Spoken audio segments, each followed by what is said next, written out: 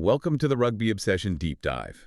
And hey, if you are enjoying this deep dive, please do subscribe to Rugby Obsession. It really helps us bring you more dedicated analysis and insights into the world of rugby. So today, we're cracking open the Springboks current Rugby Championship campaign. We're really focusing on the strategy and maybe some of the warnings laid out by Rassie Erasmus.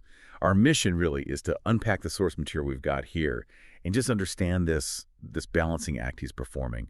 You know, how do you win the title right now, but also test everything out for the 2027 World Cup? Yeah, it's the ultimate high-wire act in international rugby at the moment. I mean, look, the Springboks are sitting pretty on top of the standings. That victory last weekend was, well, pretty dominant, wasn't it? Absolutely. So the stakes for this final round against Argentina couldn't be higher. But the complexity, like you said, that's what's fascinating. Rassie's basically running two campaigns at the same time. That's the real tension, isn't it? That's what we need to dig into. Most coaches, they just want the silverware right in front of them. That's the priority. But Rassie, well, he seems okay with a bit of, short-term pain, maybe some selection risks if it means the whole system is stronger in 4 years. So the big question is he actually undermining his chance to win this year by focusing so much on 2027? Well, if you look just at the results, the strategy's gotten them this far. They are ahead on the log. Last weekend, demolishing Argentina 67-30. I mean, that showed what happens when the offensive clicks, even with all the rotation. Right. And importantly, they got through the really tough games okay. They split the series with the Wallabies and the All Blacks. 1 win, 1 loss against each. That's solid. Okay, so that puts them in a great spot. But what's the specific requirement now? What do they actually need to do against Los Pumas to lift the trophy? On paper, it sounds simple. In reality, high pressure. They need a bonus point victory over Argentina. And the game's at Twickenham Allianz Stadium there. So neutral ground, technically, though likely lots of book support. True. If they get that bonus point win, they keep the Rugby Championship title. Simple as that. Okay, let's talk about that location for a second. Playing a home game in London. Does that maybe dilute the edge a bit? Yeah. Especially considering Argentina, they could be unpredictable, quite emotional, especially when they feel like underdogs or maybe slighted. Oh, absolutely. It adds another... It's still different. And for the Pumas, psychologically, they'll see it as this big, unusual fixture, perfect conditions for them to try and cause an upset, right? Yeah, exactly. And that's why Rassie's warning feels so deliberate. He's basically using that potential Puma intensity as one last test for his squad. He keeps saying, we've won nothing yet, warning them this can't become just another Rugby Championship. He needs them treating this like a World Cup final audition, not just a victory lap. So, winning the championship and testing depth. That brings us right back to the rotation, doesn't it? Rassie's been pretty open that this heavy rotation, this sort of wargaming for 2027, as he calls it, Right. it has potentially led to some disappointing results this season. But let's get into the why. It's not just about swapping players out, is it? There's a deeper plan. No, not at all. His goal isn't just seeing if player B can do the job. It's about deep systemic understanding.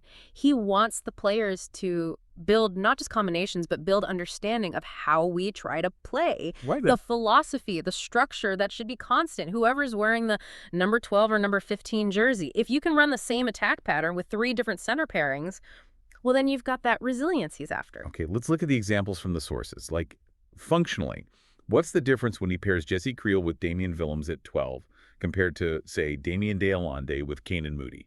Well, the attacking shape changes quite a bit.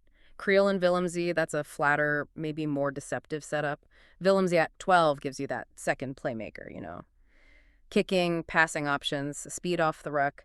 And when that connects with someone like Moody, who runs great lines off quick ball, you saw it last week. More expansive, higher scoring. And then the classic De Allende pairing with Moody. What does that bring? That's your traditional Springbok strength, isn't it? Yeah. De Allende gives you that direct running, that power, that defensive rock they're famous for. It's maybe less about silky skills and more about winning collisions, winning that physical battle. So it's about having both options ready. Exactly. Rassie needs to know they can switch gears instantly, fluid attack 1 minute, grinding defense the next, depending on the opposition, and crucially, regardless of who's available.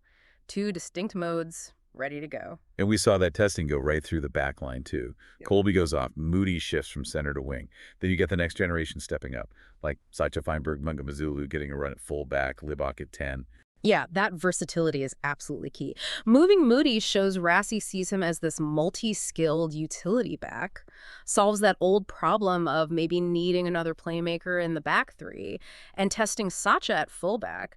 That's huge. If he develops there, you get another kicking option, a counterattacker from deep. These aren't just random experiments. He's deliberately building versatile understanding across the whole squad. And we can't forget the rotation forced by injuries. Yeah. Sometimes that's the best depth test you can get. Yeah. Unplanned. Absolutely spot on. Suddenly you need that depth. Oxnesh goes down. Bonenventer has to step in at prop. Tough ask. And Mornay Vandenberg, crappies, getting elevated to the bench. But the really positive thing in the source material is that Rassie was apparently delighted with how both Venter and Vandenberg went against Argentina. That's huge. It really is. It shows the development pathway is starting to produce players who can step up under real championship pressure, especially in those critical forward spots. But even with those successes, Rassie keeps hammering home the need for consistency. Individual, team. Warning that even when things look good, it can also change quickly. Yeah, that focus on consistency, it recognizes the mental challenge of all this chopping and changing. You see it with the patience needed for younger guys. Rassie mentioned, the time it took for someone like Sacha Feinberg Mungamazulu after his many mishaps earlier on before he produced that really stunning performance. It shows the learning curve is real. Mistakes happen when you're pushing players like this. And that leads right into those high-profile errors, the human element. We have to mention Cheslin Colby, don't we? Oh, yeah. The brain fart. Exactly. That incident where Rassie had to publicly sort of forgive Colby's stupidity, as he put it, for that bizarre try Argentina scored. I mean, that just perfectly illustrates the trade-off, doesn't it? You put world-class players maybe slightly out of their comfort zone sometimes, and yeah, occasionally you get a glitch. That's the price you pay for building that 2027 depth. So given that constant friction, the short-term cost, like Colby's mistake, versus the long-term gain, like Venter stepping up, we really have to put this question to you, our listener. What do you actually think of this gamble? Is the risk Rassie's taking potentially sacrificing a smoother 2025 campaign for 2027 depth? Is it worth it? And look, if you want to keep following these deep dives, hearing more about the passion and the strategy behind teams like the Bonks, please make sure you are subscribed to Rugby Obsession. We genuinely love reading your comments and getting your takes on Rassie's methods. Definitely. And as we look towards Twickenham now, this game really becomes a kind of referendum on the whole strategy. The Boks have to stay absolutely focused, get that bonus point win, claim the title. If they do that, it validates this whole balancing act. Winning now while preparing for later. If they pull off that bonus point win, especially under these conditions, well, that speaks volumes about their depth right now and the promise for the future. Yeah, it's more than just a trophy then, isn't it? It potentially shifts the conversation around coaching philosophy. If they clinch it despite using the championship as a test lab, it kind of proves you can chase short-term glory and do radical long-term planning at the same time. Absolutely. And that boldness, that strategic audacity, that's exactly why people like Sir John Kirwan are saying what they're saying. I mean, Kirwan didn't hold back, did he? He was quoted saying, Rassie Erasmus is not a Springboks coach, he's a South African god. Strong words. Very strong. But it shows you just how different, how potentially revolutionary this approach is seen in the wider rugby world because of that risk-taking. A god's gamble indeed.